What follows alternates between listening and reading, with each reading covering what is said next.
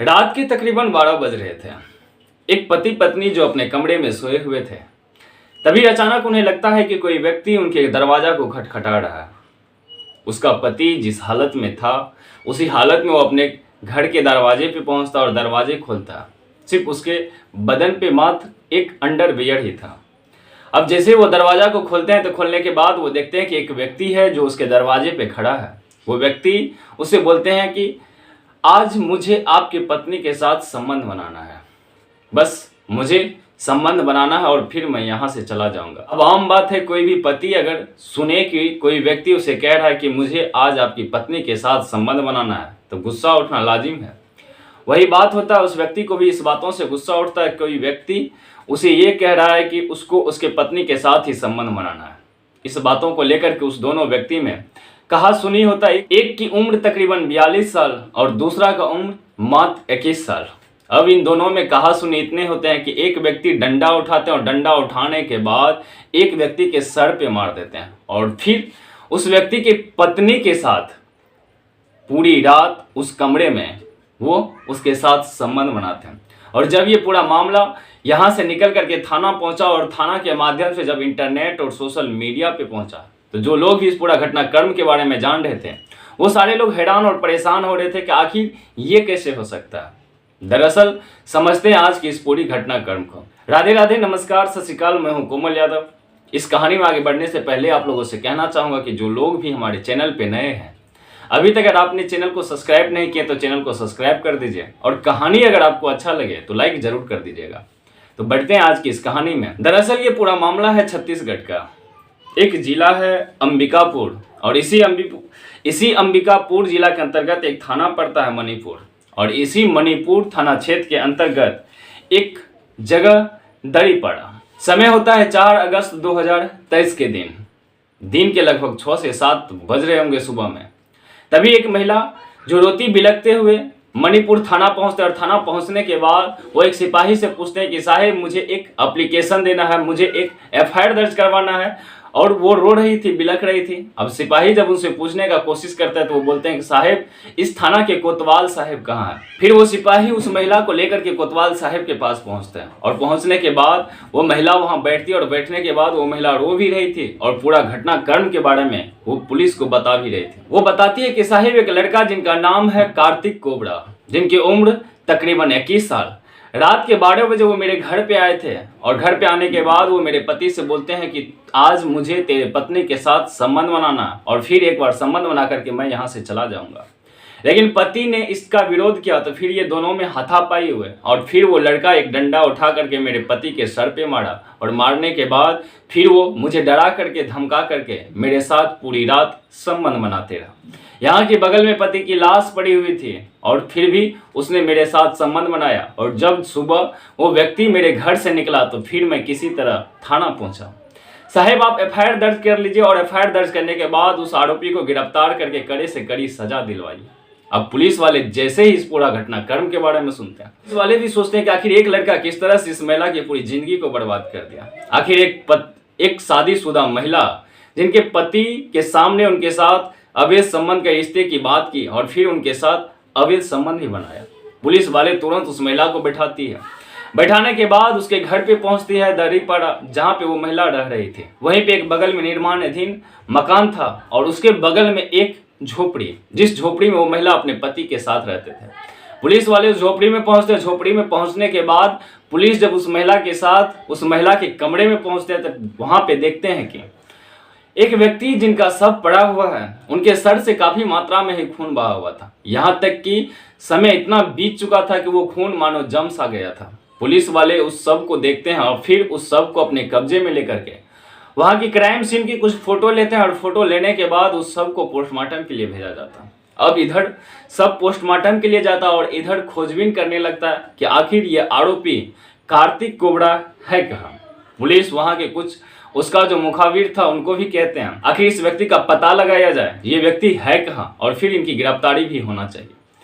अब पुलिस को तकरीबन उसी दिन शाम के 3 बजे एक कॉल आता है। कॉल करने वाला व्यक्ति बोलता है कि साहब आप जिस व्यक्ति को खोज रहे हैं वो व्यक्ति दारू के ठेके पे शराब पी रहा है आप यहाँ आ जाइए, अगर थोड़ा सा भी लेट करेंगे तो ये यहाँ से चला जाएगा और फिर ये व्यक्ति कभी नहीं मिल पाएगा। अगर आप यहाँ आ जाएंगे, ये व्यक्ति का आप गिरफ्तारी कर सकते हैं। पुलिस जैसे ही उस मुखबिर की बात सुनते हैं कि जिस व्यक्ति को मैं तलाश कर रहा, जिसने एक महिला के पति का हत्या किया और फिर जिसने एक महिला के पति को मौत का नींद सुलाया, वो व्यक्ति शराब के ठेके पे जाकर के आराम से शराब पी रहा है। पुलिस तुरंत उस जगह पे पहुंचते हैं। जगह पे पहुंचने के बाद पुलिस उस व्यक्ति को गिरफ्तार करते हैं जिस व्यक्ति का तलाश था, जिस व्यक्ति के बारे में महिला ने एफआईआर दर्ज करवाया था। वो व्यक्ति था कार्तिक कोबरा। कार्तिक कोबरा को जब गिरफ्तार किया जाता है, गिरफ्तार करने के बाद जब उसको थाना लाया जाता है और फिर जब उस महिला को भी थाना बुलाया जाता है, जब कार्तिक कोबरा से पूरा घटनाक्रम के बारे में पूछा जाता है, तो कार्तिक कोबरा मानो एक ही बार में सारा का सारा सच कबूल कर लेता है। दरअसल वो जो वहां थाना अध्यक्ष को बताता है तो वाकई में थाना अध्यक्ष भी हैरान हो गया था कि यहाँ पे अगर गलती दे तो किस इंसान की गलती दे।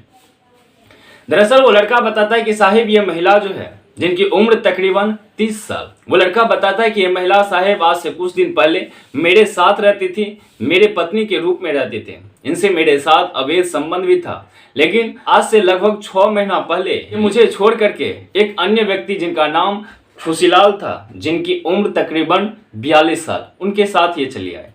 कुछ दिनों तो ये लिव इन रिलेशन में रहे, पता नहीं कब ये शादी किए भी या नहीं भी किए, ये तो मुझे पता नहीं, लेकिन आयो दिन ये महिला इसके साथ भी रहती। तो इसको जब भी टाइम मिलता तो ये मुझे फ़ोन करता, और फ़ोन करने के बाद जब इनके पति घर से बाहर कमाने के लिए जाते हैं, मेहनत मजदूरी करने के लिए जाते थे, ये मुझे अपने घर में बुलाता। घर में बुलाने के बाद ये मेरे साथ संबंध बनाए करते थे। अभी किसी को मन होता तो एक दूसरे के साथ वो मिलते और मिलने के बाद वो दोनों एक दूसरे के साथ संबंध बनाते हैं। ना ही इसके बारे में उस महिला के उस पति को पता था, जो पति नए नए बने थे, खुशीलाल, जिनकी उम्र की डिफरेंस भी 12 साल का था। महिला की उम्र तकरीबन 30 साल और उस महिला के पति जो सेकंड पति था उसका उम्र 42 साल, और फिर एक नया प्रेमी जो था जिनका उम्र 21 साल। ये दोनों की एज में डिफरेंस देखें तो पहले वाला प्रेमी का 9 साल और दूसरे वाला पति जो पति के रूप में रह रहा था लिव इन रिलेशन में, उनका उम्र 12 साल का डिफरेंस था। और अक्सर आयो दिन इस चीज़ों के बारे में किसी को खबर नहीं था, ना इस चीज़ों के बारे में वहाँ के लोग जान रहे थे, क्योंकि शहर में अक्सर ऐसा होता है कि आपके यहाँ कौन आ रहा है कौन जा रहा है, इस चीज़ों से किसी को कोई मतलब नहीं। लोग समझते कि हो सकता है उनके जान पहचान के लोग होंगे, इस चीज़ों को लेकर के लोग भी इसका विरोध नहीं करता, और वहाँ भी कुछ ऐसा ही हो रहा था। लेकिन जब 3 अगस्त 2023 के दिन में वो महिला फ़ोन करती है, और फ़ोन करने के बाद उनको अपने पास बुलाती है, और बुलाने के बाद वो कहती है कि वो उनसे मिलना चाहती है, और मिलने के बाद वो फिर एक दूसरे के साथ वही घटनाक्रम करेंगे जो आयो दिन वो अपने पति के पीछे करती आ रही थी। वो लड़का भी उस महिला के बताए हुए समय के अनुसार से उस जगह पे पहुंचते हैं, लेकिन जब वो लड़का उस महिला के घर की तरफ जा रहे थे तो उस समय वो काफ़ी नशे में थे। नशे की हालत में वो लड़का उस महिला के नंबर पे फ़ोन करने लगता है, लेकिन वो महिला अपने पति के पास सोए थे, जिस कारण से उसका फ़ोन नहीं उठाते, और फ़ोन नहीं उठाने के कारण से उस लड़का को काफ़ी ही ज़्यादा गुस्सा उठता, और फिर वो लड़का फैसला करता कि क्यों ना इस महिला के पास जाया जाए, आखिर ये है कहाँ। अब वो लड़का नशे की हालत में ही महिला के घर की तरफ बढ़ने लगता, और फिर जब घर के पास पहुंचते हैं, घर के दरवाजा के पास पहुंचते हैं, तो फिर उस घर के दरवाजा को खटखटाया जाता है। जब गेट की खटखटाने की आवाज़ वो महिला और उसके पति सुनते हैं तो उसका पति जिस हालत में था उसी हालत में उस अपने दरवाजे पे पहुंचते हैं, और दरवाजे पे पहुंचने के बाद वो अपना दरवाजे के गेट खोलते हैं। जैसे ही गेट के दरवाजा खुलता है तो पता चलता है कि एक व्यक्ति जो उसके दरवाजे के पास खड़े थे, और वो सीधा बोलते हैं कि भैया आप एक बार अपने पत्नी को बुलाइए, जिसने मुझे कॉल करके अपने पास बुलाया था, लेकिन इसके बाद ना ही वो फ़ोन उठा रहा। उनके साथ कई दिनों से मेरा अवैध संबंध है, और आप जब घर पे नहीं रहते तो मैंने उनके साथ कई बार संबंध भी बनाए, उनके साथ कई जगहों पे घूमने के लिए भी गया। अब वो व्यक्ति जैसे इस बातों को सुनता है तो सुनने के बाद सबसे पहले वो अपने पत्नी को बुलाते, और पत्नी को बुलाने के बाद वो पत्नी पे तरह तरह के आरोप लगाने लगते हैं। यहाँ की उस लड़का के सामने ही उस पत्नी को तरह तरह की बातें कर रहा था, लेकिन इसी बीच वो लड़का कहता है कि भैया आप अगर बुरा ना माने तो मुझे इनके साथ संबंध बनाना है, मैं एक बार इनके साथ संबंध बनाऊंगा फिर मैं यहाँ से चला जाऊंगा। इतना दिनों से आपके पीठ पीछा तो संबंध बना ही रहे थे, क्यों ना आप अगर थोड़ा सा साइड हो जाएंगे, क्योंकि आज से पहले ये मेरा भी पत्नी था। जिस तरह से आज ये आपके साथ में रह रहा, आज से कुछ दिन पहले ये मेरे साथ में भी रह रहा था। अब ये लड़का जैसे इस बातों को बोलता है तो उस व्यक्ति को भी काफी ज्यादा गुस्सा आता है और फिर दोनों में हाथापाई होने लगता। और फिर ये 21 साल का जो कार्तिक कोबरा था वो पास में पड़े एक डंडे उठाता और डंडे उठाने के बाद वो सीधा डंडा खुशीलाल के सर पे मारते हैं। उनके सर से काफी ही ज्यादा खून बहने लगता और खून बहने के कारण से वो बेहोश की हालत में वहां पे पड़े रहता। तभी कार्तिक कोबरा उस महिला को लेकर के उसके बेड के पास पहुंचते हैं। एक साइड में उसका पति का शव पड़ा हुआ और दूसरे साइड में कार्तिक कोबरा उस महिला के साथ पूरी रात संबंध बनाए।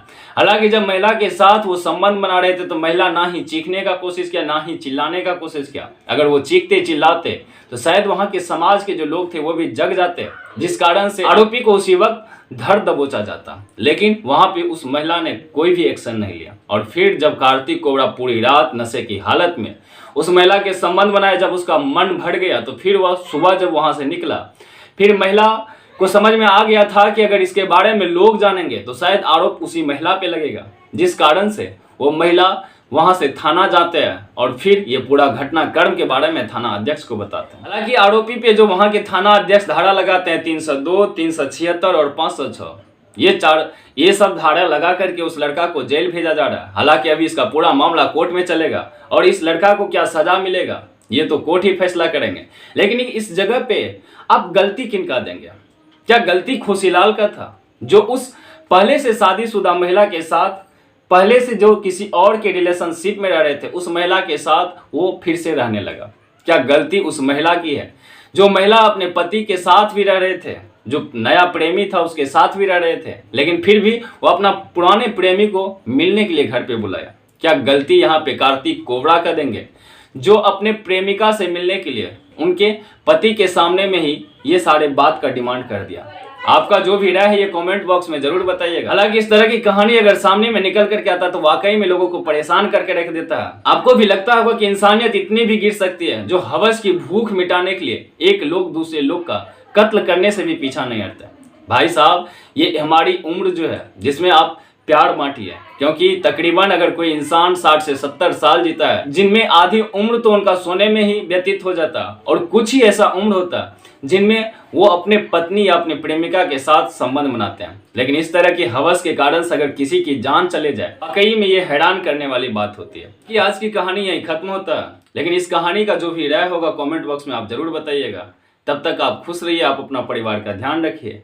फिर मिलते हैं कल एक और नए कहानी के साथ। जय हिंद, जय भारत, वंदे मातरम।